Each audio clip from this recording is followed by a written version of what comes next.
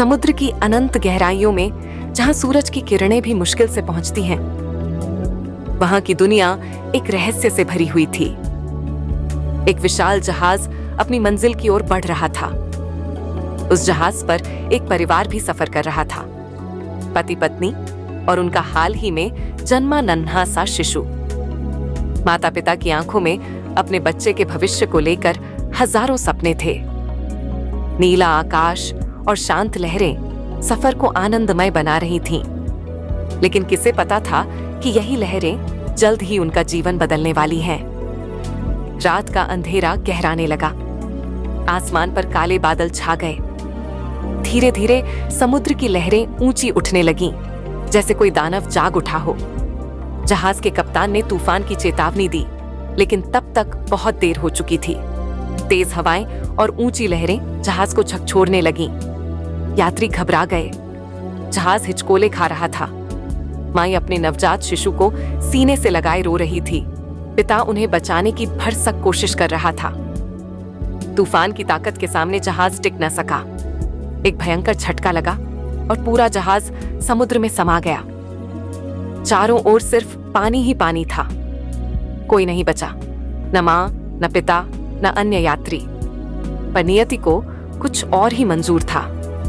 उस अथाह जलराशि में एक छोटी सी टोकरी बह रही थी, जिसमें वह नवजात शिशु सुरक्षित था। समुद्र की गहराइयों में एक जलपरी अपने साथियों के साथ खेल रही थी। अचानक उसकी नजर उस टोकरी पर पड़ी। जिज्ञासा से भरी जलपरी उस टोकरी के पास पहुंची, और जब उसने उसमें झांका तो उसकी आंखें आश्चर्य से फैल गईं। भीतर एक मासूम शिशु था जो रो रहा था। उसकी ममता जाग उठी। उसने उस शिशु को गोद में उठा लिया और निर्णय लिया कि अब यह बच्चा उसका होगा। जलपरी जानती थी कि एक साधारण मानव पानी में नहीं रह सकता। अपनी जादुई शक्तियों से उसने उस बच्चे को समुद्र में सांस लेने योग्य बना दिया। फिर वह उसे अपने घर ले गई, समुद्र की गहराइयों में स्थित जलपरियों का स्वर्णिम राज्य।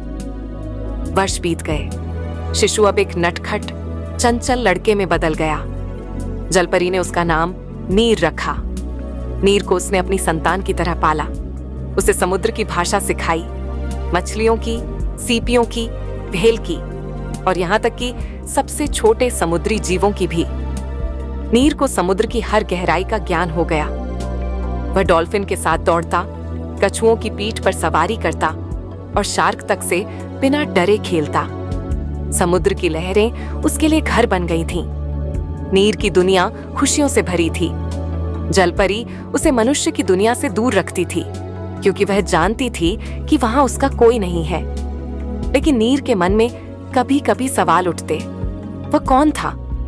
उसका असली घर कहाँ है? पर जलपरी की ममता ने इन सवालों को हमेशा दबा दिया। एक दिन जब नीर अपने दोस्तों के साथ खेल रहा था, अचानक समुद्र में एक बड़ा तूफान आ गया।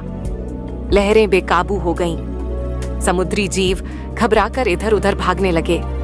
नीर और उसके दोस्त भी तूफान से बचने की कोशिश कर रहे थे कि तभी उनकी नजर एक जहाज पर पड़ी। वह जहाज तूफान में फंस गया था। नाविक डर के मारे चीख रहे थे।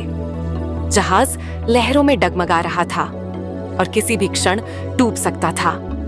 नीर के दिल में पहली बार एक अनजान सी भावना जागी, किसी की मदद करने की। उसने अपने समुद्री दोस्तों से कहा, हमें इन लोगों को बचाना होगा। डॉल्फिन की तेजी से नीर ने जहाज की ओर तैरना शुरू किया।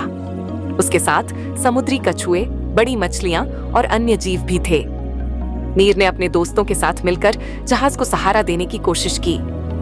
वे नीचे से जहाज को धक्का देने लगे ताकि वह डूबे नहीं। नीर ने मछलियों को भेजकर जहाज के कप्तान को बताया कि वे उनकी मदद कर रहे हैं। कप्तान को पहले यकीन नहीं हुआ, लेकिन जब उसने पानी में चमकते जीवों को देखा तो उसे विश्वास हो गया कि कोई अदृश्य शक्ति उनकी मदद कर रही है। डॉल्फिन ने रस्सियों को अपनी पीठ पर लपेटा और जहाज को किनारे की ओर खींचने लगी। नीर ने व्हेल को बुलाकर सबसे बड़ा धक्का लगाने को कहा। धीरे धीरे मेहनत रंग लाई। जहाज तूफान के चंगुल से बाहर निकलने लगा। आखिरकार नीर और उसके दोस्तों की मेहनत से जहाज सुरक्षित किनारे पर पहुंच गया। लोग खुशी से नीर को धन्यवाद देने लगे।